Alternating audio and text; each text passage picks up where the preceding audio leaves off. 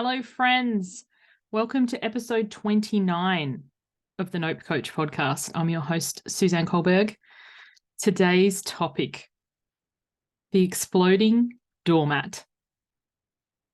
I recently heard this term. So why am I the Nope Coach? Because I used to be a people pleaser. And I always thought of myself as a doormat. And recently, I believe it was the amazing Serena Hicks described people pleasers as exploding doormats.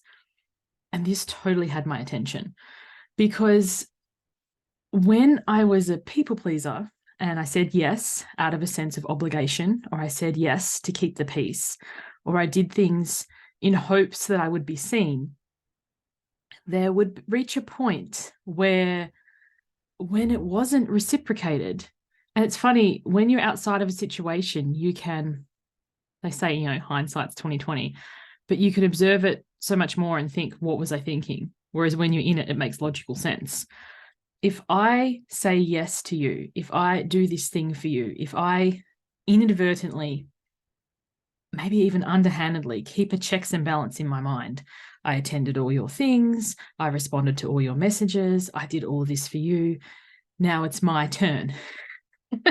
Even though none of this had been stated or said or forthright, when it wasn't reciprocated, then I would explode, hence exploding doormat.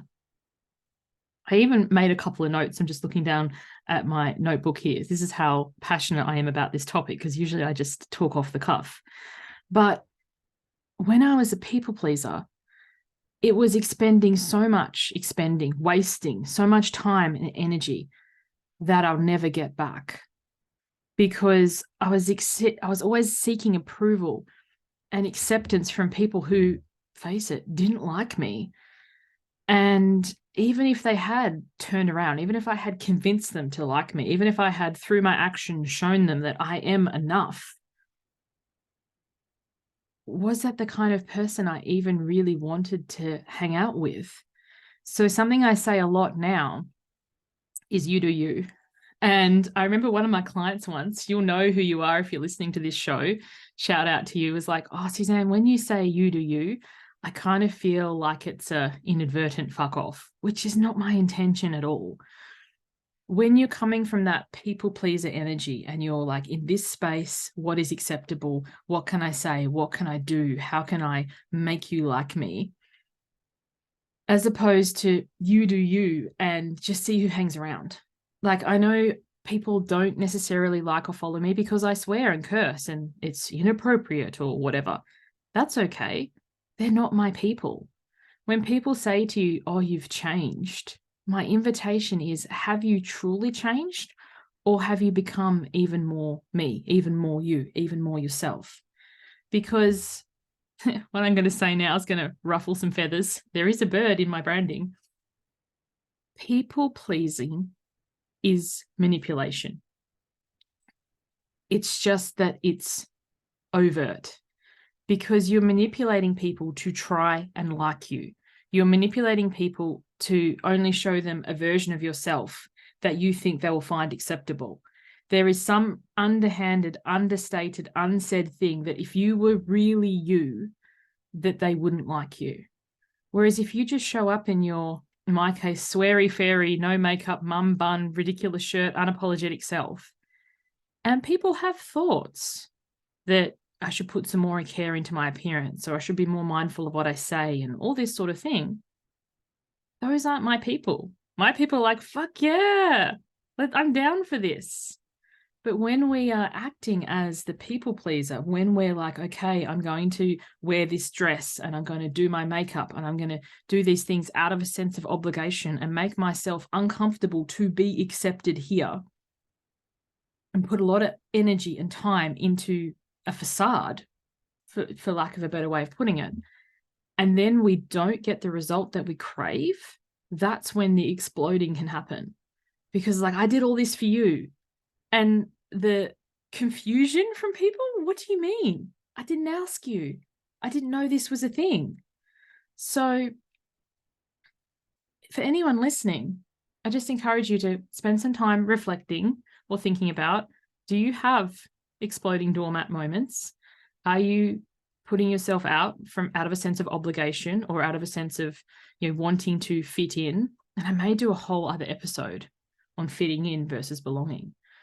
And then when your efforts aren't reaching what you had hoped for, then you're having the exploding moments. And they could be outwardly kind of exploding. I've had a few of those.